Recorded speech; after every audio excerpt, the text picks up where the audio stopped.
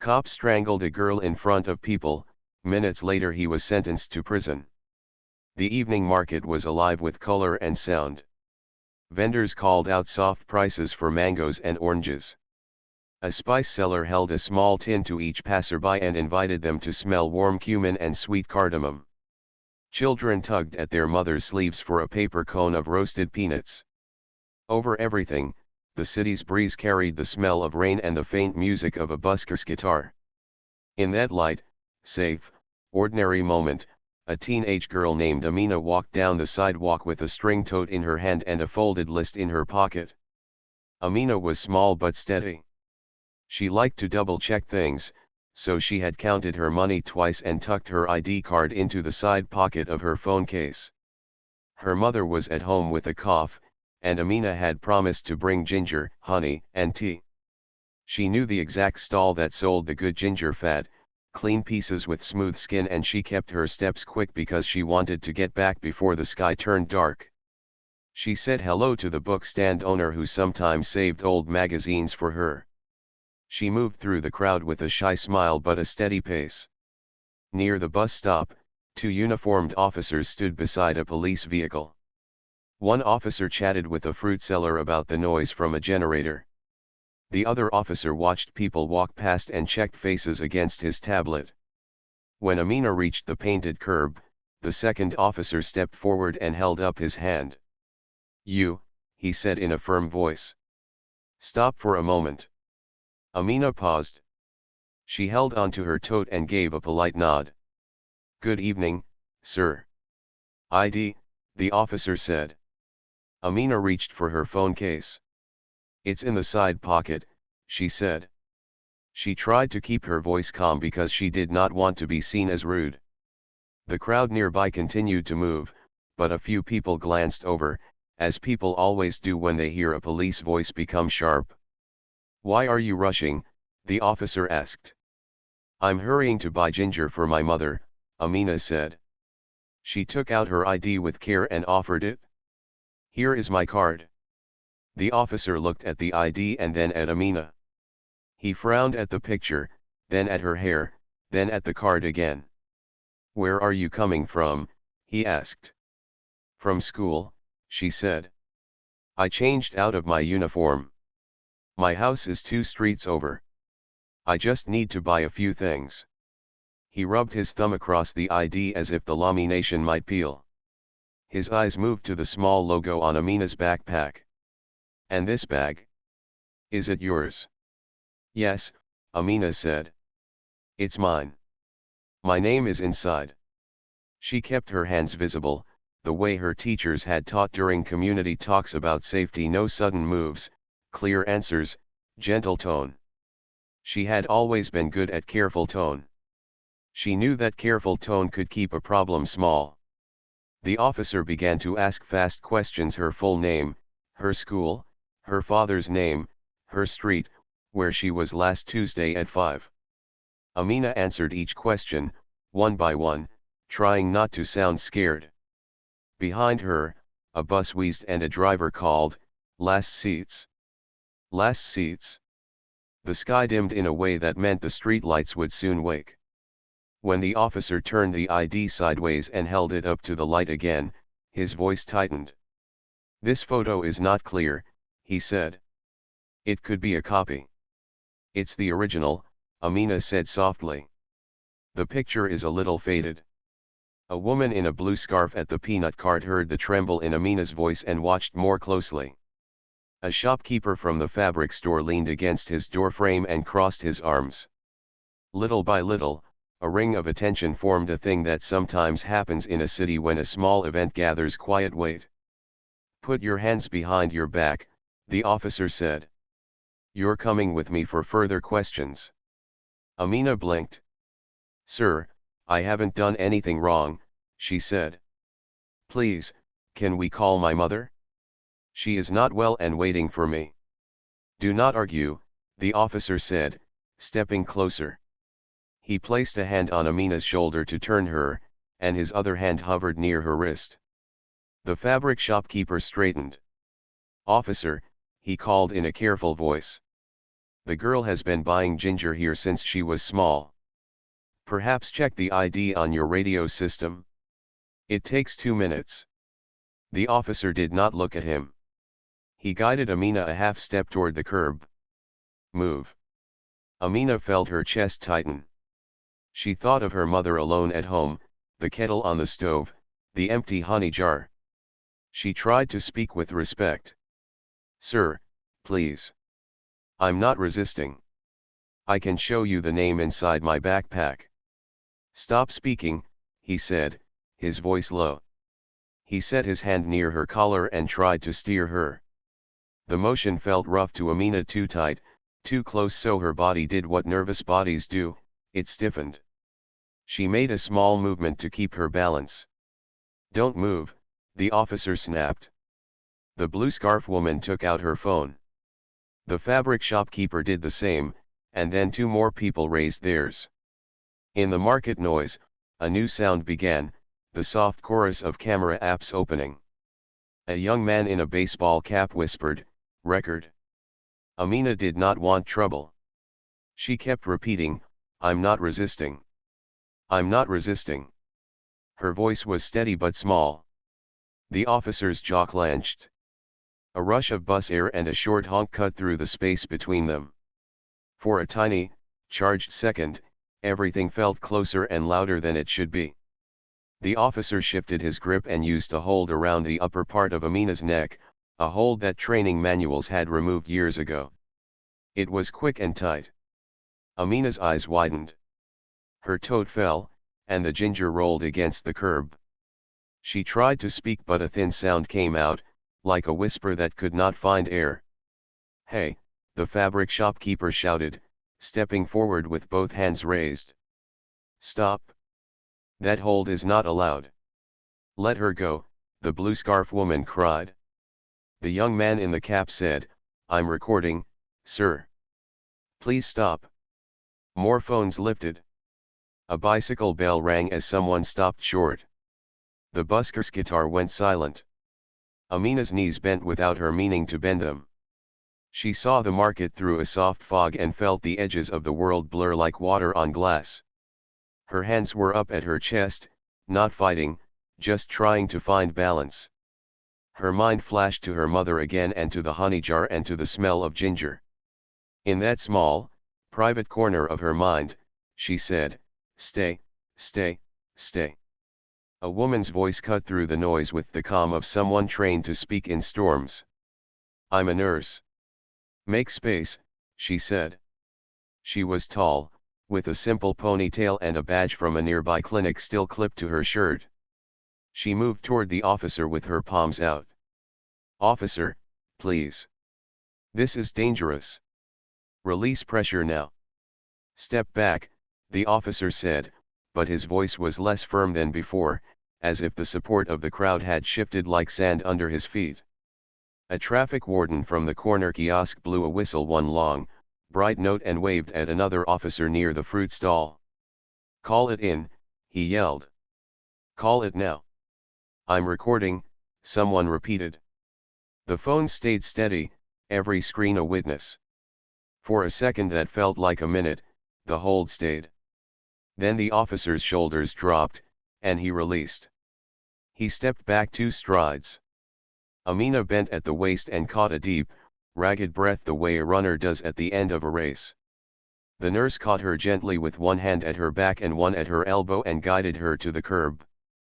"Breathe, sweetheart," the nurse said. "Slow. In through your nose, out through your mouth. That's it. I'm here. I'm here." Amina focused on the nurse's eyes and followed the rhythm. The world sharpened again, the red slashes of chili on a food cart, the soft gray of the bus seats, the shine of rain on the pavement that had not yet fallen. Her throat felt tight and sore, but air moved. She nodded in tiny steps. The fabric shopkeeper crouched to gather the ginger and the small packet of tea that had fallen from Amina's tote. "I have them," he said, his voice low and kind. He set the items beside her and took a modest step back to give space. The blue scarf woman lifted her phone higher for a moment, then lowered it to look Amina in the face. "You're okay," she said. "We see you." The traffic warden's whistle sounded again, short this time, like a period at the end of a sentence. The second officer, who had been talking to the fruit seller, stepped between his partner and the crowd, palms open. "Everyone, please keep a little distance," he said. "Paramedics are on the way." The first officer stood stiff, breathing fast. He looked at the cameras and then down at his hands. For a heartbeat, he seemed unsure where to put them. He clipped them at his belt and stared at a point just past the bus stop as if the air there could explain what had just happened. Around him, the market's hum returned in cautious fragments. A baby cried and then quieted. Someone laughed far away, not knowing what had happened. The busker tuned one string and stopped again. The nurse checked Amina's pulse with 2 fingers at her wrist and then at the side of her neck, gentle and precise. "Do you feel dizzy?" she asked. "Any tingling in your fingers?" "A little dizzy," Amina said, her voice like the first lines of a pencil on paper. "I can breathe." "Good," the nurse said. "We'll have the ambulance team check everything. Keep breathing slow. You're safe." A shop alarm clicked off at the end of the block. The fabric shopkeeper glanced at the first officer and then back to Amina. He kept his face neutral, but his eyes were bright with something like steady courage. The blue scarf woman spoke to the traffic warden. "I recorded from the beginning," she said. "I will send it wherever it is needed. My name is Samina." "Thank you, madam," the warden said. He pulled out a small notebook. "If you can stay to give your number to the medics or the supervisors, please do." A small crowd had formed in a careful half-circle, not too close, not too far. People spoke in low voices. Some held phones with the cameras still open. Some slipped their phones away, now that Amina was breathing and now that help was near. The market's colors seemed to brighten again, the way a room becomes itself after a sudden power cut ends and the lights return. A siren sounded, faint at first and then near. The ambulance turned onto the street with its lights like little flags of safety. The nurse lifted one hand to wave the paramedics over. "Here," she said. "Young woman, neck and throat pressure, breathing restored. She needs assessment." The paramedics moved with a practiced calm. One set down a bag, another raised the small foldable stool, and a third pulled on gloves. "Hi," said the lead paramedic, a man with kind eyebrows and a soft voice. "I'm Jamal. We're going to check your vital signs and make sure you're okay. What's your name?" "Amina," she said. Saying her name out loud steadied her. "My mother is at home," she added, very honestly, as if that fact itself would help her breathe. "She's waiting for me to bring Ginger." "We'll take care of you first," Jamal said. "Then we'll help you call her." He looked at the nurse. "Thank you for the assist." The nurse nodded. She was calm. The crowd helped. Jamal checked Amina's oxygen level and pulse. He spoke his numbers to the teammate, entering them into a simple tablet. SpO2 coming up. Pulse easing. He glanced at Amina's eyes and smile lines. "You're doing great. Keep breathing slow." A small official car arrived behind the ambulance. A sergeant in a neat uniform stepped out and looked around. His face took in the phones, the nurse's badge, Amina's careful breaths, the officer standing rigid a few steps away, and the traffic warden's open notebook. He did not raise his voice. "Everyone, thank you for staying calm," he said. "We will secure statements and make sure all recordings are collected. The young woman's care comes first." He moved to the first officer. They spoke in low tones that the crowd could not hear, but their body language said enough: formal, serious, alert. The sergeant held out his hand, and the officer placed something small into it, his body camera, removed with careful fingers. The sergeant nodded and turned to the traffic warden. "Mark the time," he said. We will need names and contact details for every witness who has video. The blue scarf woman raised her hand. I have the whole thing, she said. From the first request for ID. Thank you, the sergeant said. Please stay to speak with our investigator. Your recording matters. Amina listened to these voices as if they were coming from the next room. Jamal finished the first check and offered her a sip of water.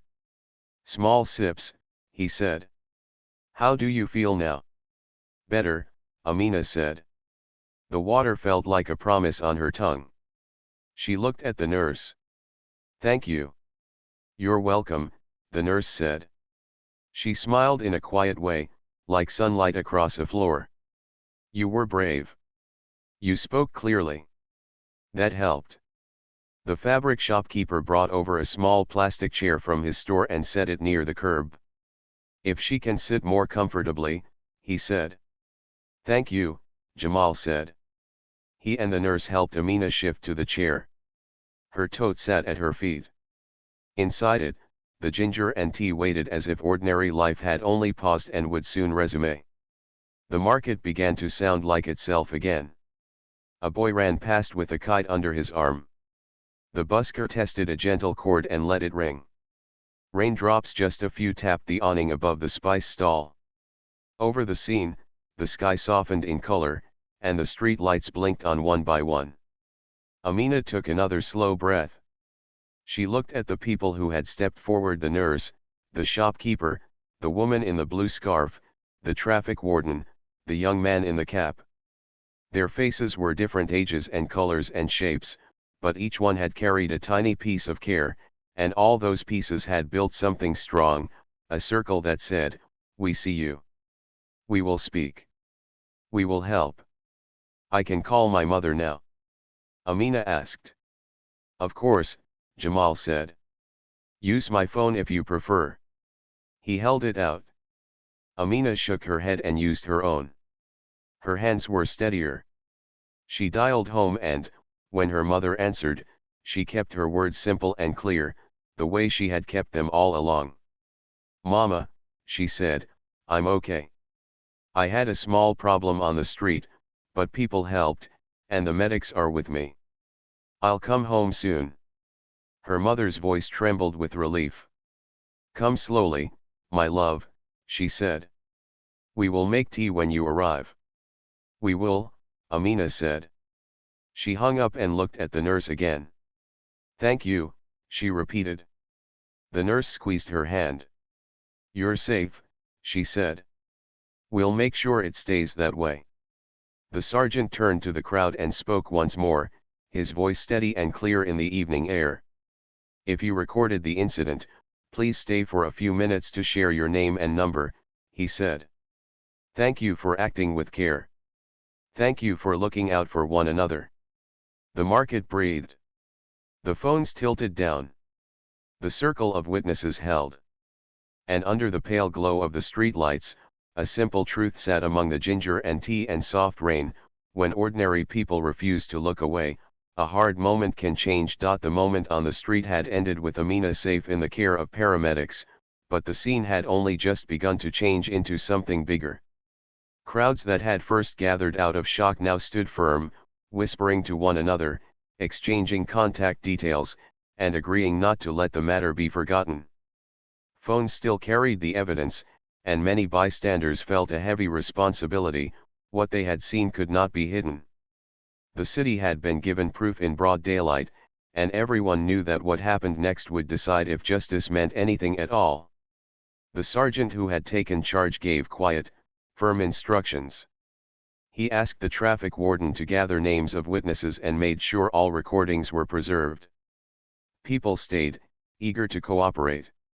Some looked nervous, but the sergeant reassured them. You are not in trouble, he said. Your voices matter. What you saw is important. The calm in his words gave courage to those who might have walked away. Slowly, each witness gave their name, their number, and promised to provide videos.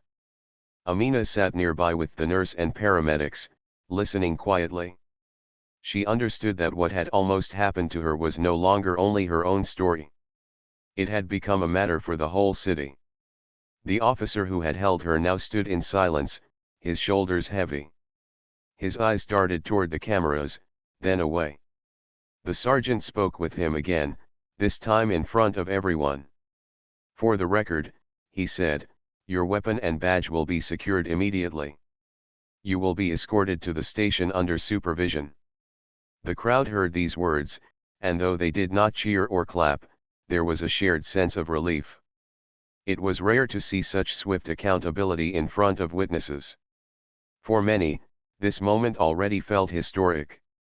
As the ambulance doors closed gently after checking Amina's vital signs, the nurse patted her hand and promised, "You'll be all right. Let them check you properly, but you're safe." Amina gave a faint nod. Her throat was sore, but she was grateful. She thought of her mother again, and the promise of tea waiting at home. She did not yet know how widely her name and story would travel in the days ahead. At the police station, the videos from witnesses were quickly copied into evidence files. The body cam footage was retrieved.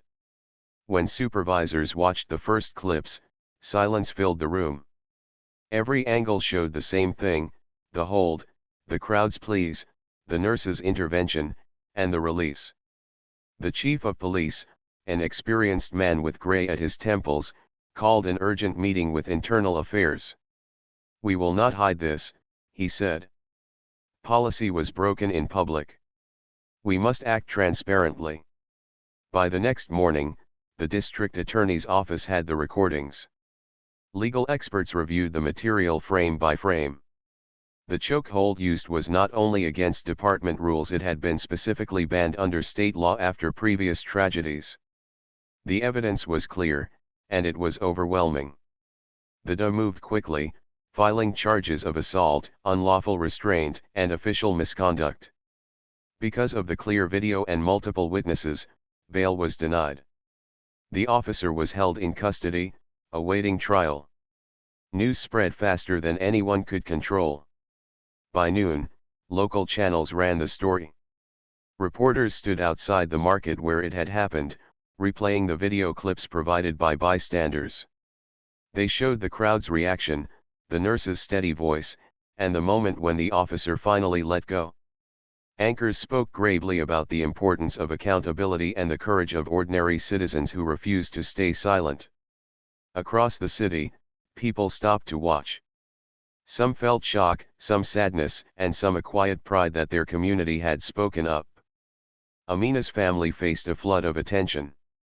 Her mother, still weak with illness, held her daughter's hand and thanked the nurse again and again for being there. The family decided to speak through a lawyer to avoid confusion.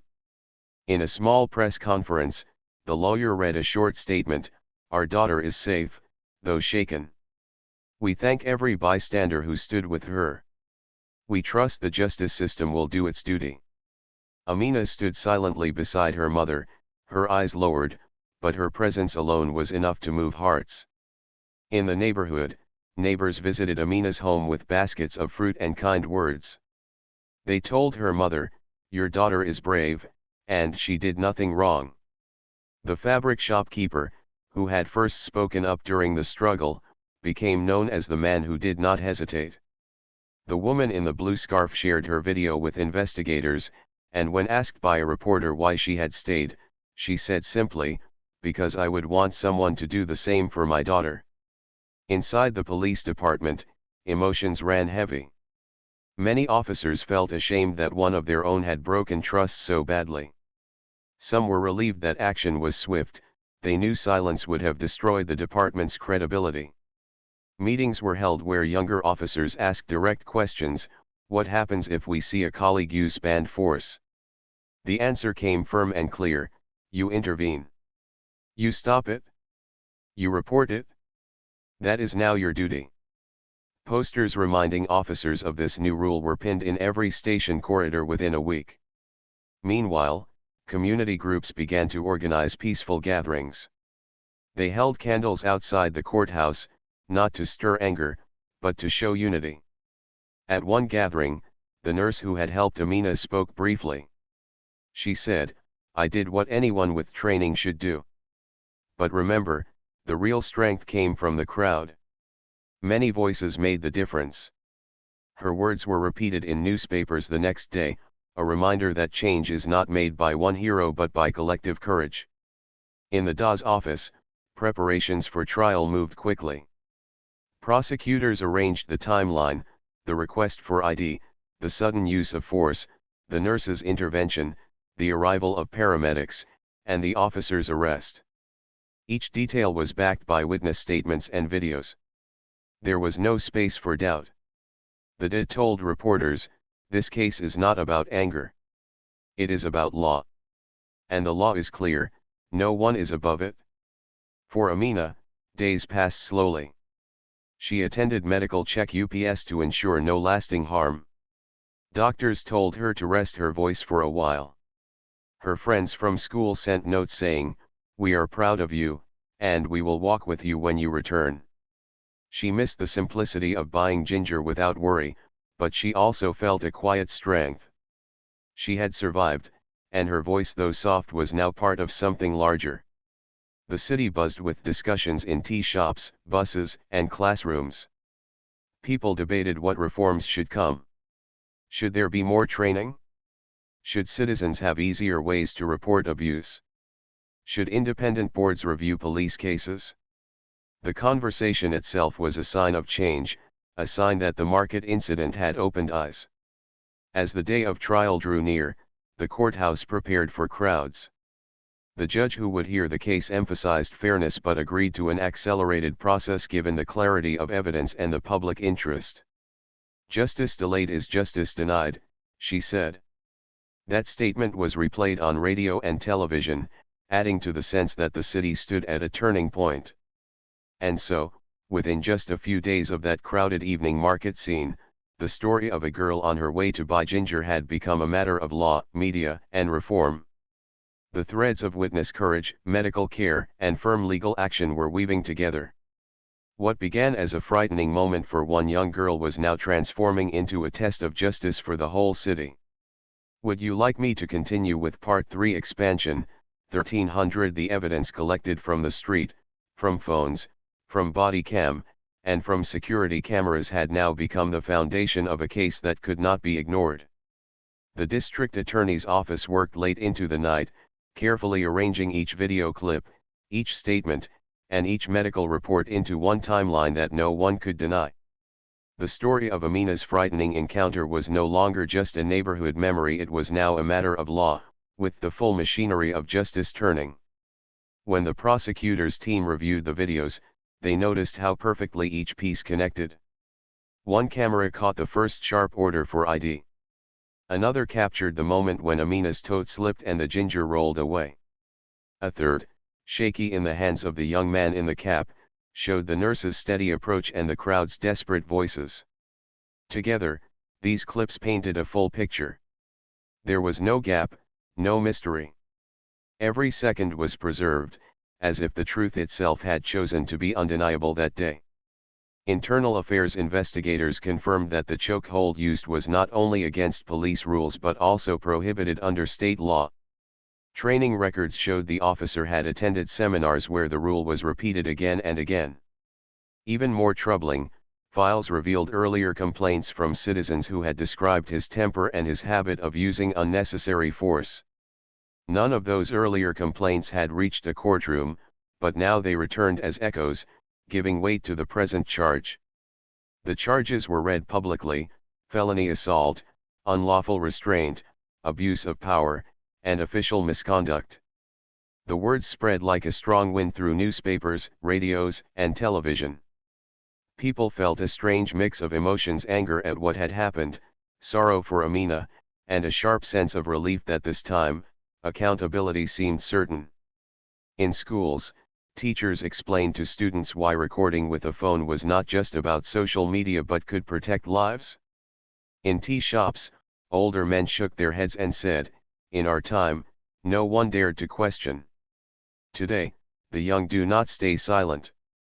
The judge assigned to the case recognized the urgency.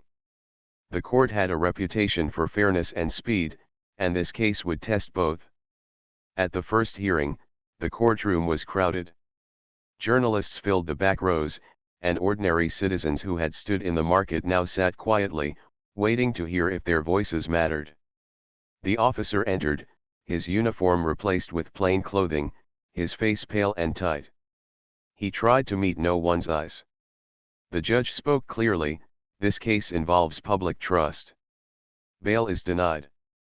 The accused will remain in custody until trial." The words were like a heavy door closing. Murmurs rippled through the room, but order held. For Amina, the days leading up to the trial were strange. She moved between home, medical check UPS, and meetings with prosecutors. The nurse visited her once, bringing a small basket of fruit and reminding her to rest. Her classmates sent notes that said, "We are proud of you, and we stand with you." Amina was shy by nature, but she felt something new. Her voice, small as it was, had become part of something much bigger than herself. The turning point came when the DAS team presented the combined video timeline in a pre-trial session. The judge, the defense, and the jury pool watched silently as the footage unfolded from every angle: the ID request, the rough hand on Amina's shoulder, the illegal hold, the nurse's urgent voice, and finally the release. The crowd's cries, once just noise on the street, now filled the courtroom like a chorus of truth. When the final clip ended, the room was heavy with silence. Even the defense attorney cleared his throat and adjusted his papers, knowing how difficult it would be to fight what everyone had just seen. Community leaders also stepped forward. They held calm rallies with candles outside the courthouse. No anger, no violence, just a message: "We saw. We will not forget." The nurse spoke at one of these gatherings. She said, "The truth is clear. But let us remember, this is not only about one man and one girl. It is about how we, as a city, protect each other. If you see something wrong, do not turn away. Speak." Her words reached hearts across the city. Newspapers printed them in bold letters. Meanwhile, the officers' past records continued to surface. Testimonies from earlier cases, though never proven in court, showed a pattern of harsh behavior. Some fellow officers admitted privately that they had worried about his temper. This added weight to the charges, convincing many that this was not an accident but part of a repeated problem. The department faced pressure not only to punish one man but also to look at its entire system. The city council announced a review of police training. Meetings were scheduled with citizens, teachers, nurses, and business owners to gather ideas. "We cannot change the past," one council member said, "but we can learn from it and make sure it never repeats." That promise gave hope, though many citizens waited cautiously, knowing promises had been made before. Back at home, Amina tried to live quietly. She read books, helped her mother cook, and spoke softly on the phone with her friends. But inside, she carried the memory of that evening in the market: the sudden grip, the falling toad, the gasping breath. She knew it would take time before those memories softened. Yet she also carried another memory: the shopkeeper's voice, the blue scarf woman's courage, the nurse's steady hands, the traffic warden's whistle. Those memories gave her strength. The day before the trial began, her mother sat beside her and said, "You are stronger than you think. You stood in truth. That is why the city is listening now." Amina nodded. She did not feel like a hero, only a girl who had gone to buy ginger. But perhaps, she thought, sometimes ordinary people living ordinary lives are the ones who show the greatest courage, simply by surviving, by speaking, by not giving up. As the courthouse prepared for the trial, everyone sensed that the real test was coming. Would justice stand firm, or would excuses find a way to weaken it? The stage was set. The city was watching. And in the heart of it all was a girl with a sore throat, a family holding close, a community standing together, and a truth recorded by many hands that could not be erased. The courthouse was silent when the trial began. People from every corner of the city came to watch. Journalists filled the back rows, typing quickly, while community members who had witnessed the incident sat closer to the front. The air was tense, as if everyone in the room knew history was about to be made. At the center sat the judge, calm and steady, with a reputation for fairness. On one side was the district attorney's team, confident but serious. On the other sat the officer with his defense lawyer, his shoulders stiff, eyes fixed on the table. The prosecution opened first. The lead prosecutor stood and spoke in simple, strong words. "This case is not about rumor or doubt," she said. "This case is about evidence. Evidence you will see with your own eyes, and hear with your own ears. It is about the law that was broken in plain sight, before many witnesses. And it is about the trust of the city." Her voice was steady, and the jury listened carefully. She promised they would see everything exactly as it happened. The defense lawyer rose next, trying to create another story. He claimed the officer had been confused, that the girl had moved suddenly, that the situation felt unsafe. "My client did not intend harm," he said. "He acted out of fear in a difficult moment." But the words seemed weak compared to the images that everyone knew they would soon watch. The first witness was Amina. She sat carefully in the witness chair, her mother watching from the gallery. She wore a simple dress, her hands folded in her lap. The prosecutor asked gentle questions, her name, her age, why she was in the market that day. Amina answered quietly but clearly. She told the court about her mother's illness, about buying ginger and tea, about showing her ID. She described the officer's grip, the fear she felt when she couldn't breathe, and the relief when the nurse came forward. The courtroom listened in silence, every word heavy with truth. When she finished, the judge thanked her, and Amina stepped down with her head held a little higher. Next came the nurse. She spoke with calm authority, explaining how she recognized the danger and why she knew the hold was banned. "I spoke up because I could see her breathing was at risk," she said. "It was my duty as a medical professional and as a human being." Her testimony was firm, leaving no doubt about the seriousness of the officer's actions. The paramedics followed, explaining their medical report and confirming Amina's injuries. Each statement fit neatly with the others, like pieces of a puzzle forming one clear picture. Then came the videos. The prosecutor asked the court to dim the lights. Screen by screen, the footage played, Amina handing over her ID, the officer's voice growing sharp, the sudden grip around her neck, the crowd's cries, the nurse's steady command. Every angle confirmed the same story. The jury watched with narrowed eyes, some shifting in discomfort at the sight. Even the judge leaned forward slightly, taking in each second with care. When the final clip ended, the room was so silent that one could hear the scratch of a pen on paper. The defense tried to argue again. They called the officer to speak. He looked nervous, his voice unsteady. "I did not mean to hurt her," he said. "I thought she might resist. I only wanted to control the situation." But his words did not match the evidence. Under questioning, he admitted he had been trained not to use such holds. He admitted he had signed documents acknowledging the ban. He admitted he had been warned before about his temper. Each admission weakened his defense until his lawyer finally asked no more questions. The closing arguments were short but powerful. The prosecutor said, "The law is not complicated here. An officer of the law broke it in front of all of us. You saw it. You heard it. Justice requires accountability." The defense tried to ask for mercy, speaking of stress and fear, but the jury had already seen the truth. Deliberation did not take long. After only a few hours, the jury returned. The foreperson stood and read the verdict, guilty on all major counts. The officer lowered his head. The gallery exhaled, some with tears, some with quiet nods. Amina held her mother's hand tightly. The judge spoke firmly, "Because the evidence is clear, and the law demands it, sentencing will take place immediately." The courtroom held its breath as the judge continued. This court sentences the defendant to a multi-year prison term. He is hereby stripped of his badge and barred from future service. He is ordered to have no contact with the victim or witnesses. The words echoed like bells of justice.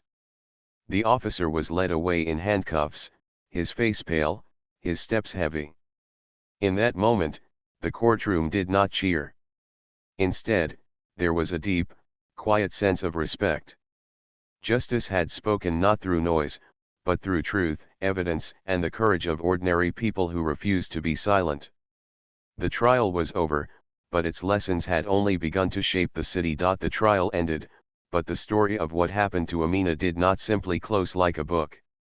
Instead, it opened many new chapters in her life, in her family's life, and in the city itself.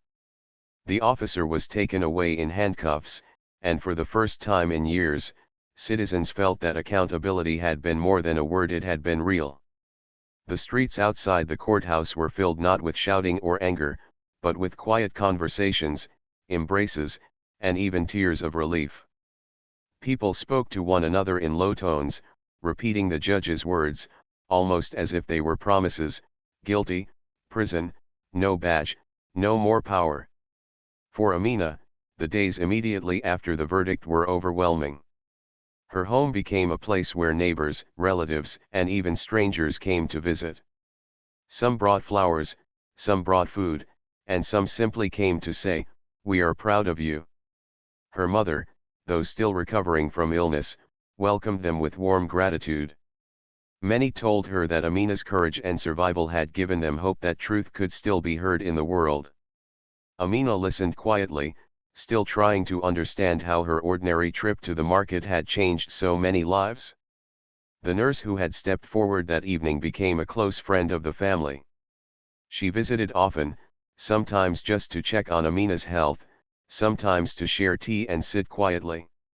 She told Amina, "You don't have to be a hero every day. The fact that you survived and spoke is enough. Healing takes time." These words comforted Amina, who sometimes felt pressure from the outside world's attention. Meanwhile, the videos from the trial spread across television and social media. People across the country saw the moment of danger, the courage of witnesses, and the calm professionalism of the nurse. Discussions filled living rooms, schools, and offices. Teachers used the story to explain the importance of knowing your rights. Community leaders pointed to it as a reason to strengthen trust between citizens and institutions. For once, the story was not about silence or fear, it was about how ordinary people made change possible. The police department itself was shaken. Officers attended new training programs focused on de-escalation, respect, and the duty to intervene if they saw a colleague misuse force. Posters were hung in every station reminding them of the law. Senior leaders held open meetings with community members, listening to their concerns. While trust would not be rebuilt in a single day, these steps showed a shift that many thought was impossible before Amina's case. At the city council, laws were updated. The chokehold that nearly took Amina's life was not only banned in policy, it was now explicitly banned in state law. A new rule was added that required officers to stop a colleague if they saw unlawful force. Community observers were invited into training centers to watch and report. These changes, once only ideas in small groups, became reality because of the case. For Amina herself, life slowly moved back into rhythm, though not quite the same as before. She returned to school, welcomed by her classmates with gentle smiles and kind words. Teachers treated her with respect, sometimes quietly adjusting lessons so she could rest her voice. Friends walked with her to the market again, as if to remind her she was never alone. Slowly, the market that once held frightening memories became once again a place of life and color. She even returned to the same spice stall and bought ginger with her mother. The shopkeeper who had spoken up smiled and said, "This time, it is just ginger. Nothing more." They both laughed softly. Months later, Amina chose to speak publicly for the first time. She attended a youth forum organized by the community. Standing before a hall of students, she shared her story not with anger, but with calm honesty.